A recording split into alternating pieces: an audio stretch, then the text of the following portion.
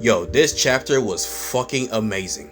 So we picked up where we left off, where Rox was asking the two questions to Loki about if Harold was here and this is Elbaf. Loki just said, yes, this is Elbaf, but his father is not here, he's on the voyage. As the fact that Rox come to the realization that this was this was Harold's son, Loki, he gave him a task to tell him that to be at Elbaf at once due to a certain conversation that he wants to have with Harold. Loki, infuriated, saying, watch your mouth, I would never do that. 1, 2, my father wouldn't even come here even if I was hurt. And 3, you of all people who looks puny shouldn't even be speaking the words of me or my father.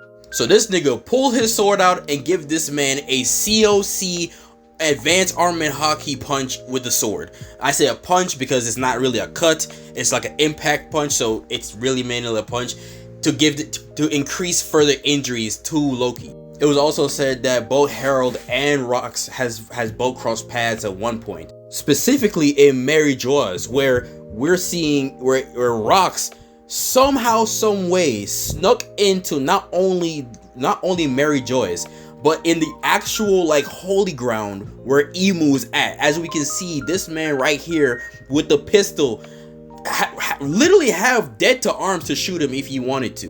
We also see Emu talking to somebody that looks someone similar to like either Gunko or that may be Gunko's mom, we don't know. Despite the fact that this man Rox had dead to arms to shoot him, he choose not. Instead, he rather saved the day, a specific day to do it, knowing that, well, in his case, knowing that the fact that he couldn't do anything. Which, if you ask me, is kind of bullshit. I mean, like, if you were skilled enough to be inside there, you're skilled enough to kill him. But hey, that's not my business though. Also, he is claimed to be a Davy Jonesian pirate. Whatever the fuck that means. That's definitely gonna be something big later down the line. Because of that embarrassing moment, Emu couldn't just spread the word that he got caught like him by a pirate, so he just kept that shit on the wraps. But despite all that, there was another intruder that was roaming around in the Mary Joyous. An intruder that some of the celestial dragons either wanted to capture, either obtain him as a slave, or either to just kill him or stuff him. Either way, they saw something huge and was willing to want to obtain it. That person was none other than King Harold, who for some reason is engulfed in flames. We don't know how that happened. We just saw him engulfed in flame, but he is running away from the scene as we're seeing. As he's running away from the scene, he looks off to the distance and sees somebody that's running in the opposite direction. That person who's running towards him is none other than Rox. Keep in fact, this was the same time where he killed the Admiral. Actually, in a matter of fact, as Rox is running towards Harold, prior to him running towards Harold, he actually killed that Admiral. So this was recent as of in this flashback. As they glance eyes, they both have some form of hatred for at least a tiny bit moment, because Harold is looking at the man who framed him as being the person who killed somebody, and Rox is looking at the dude who's like, okay, you're a giant, you're not even supposed to be here, why the fuck are you being here? And in so when they unite, they made a huge clash that was powerful enough where everything within a 5-kilometer radius got blown away, the same length or diameter as the bomb from Alabasta, the one that Pell took up and survived. And in this very exact moment is where they actually meet each other and exchange names. Him saying that he's Rox, and the other saying that he's Harold.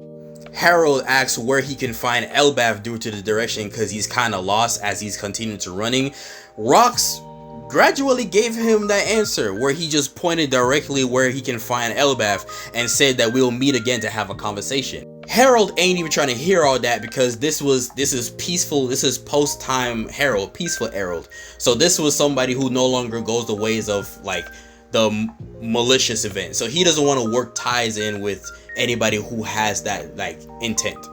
As Rox jumped off the Red Lion and off to the fucking distance, immediately it was confirmed that the Admiral that he killed is now confirmed to be dead, and there was no way they could have helped him by any means. Because of that, he has now got an infamous bounty off the fucking jump. Or, well, maybe he had prior bounties of that, we don't know. But I know for a fact this bounty, he had just from killing that admiral. In later times, ships that were meant for celestial dragons, for celestial tribute, has been attacked for rock pirate activities. Because of that, he act upon the world government, but also for some reason, well, not for some reason, he also act upon pirates as well. This is where we also get to bring back what was said prior, like arcs ago, the Davy Back arc, where there's a long-standing tradition known as the Davy Back fight, where people go on their matches doing rootless shit, basically playing rootless games. Crazy enough, this type of tradition and rootlessness is the type of shit that Rox built his crew upon.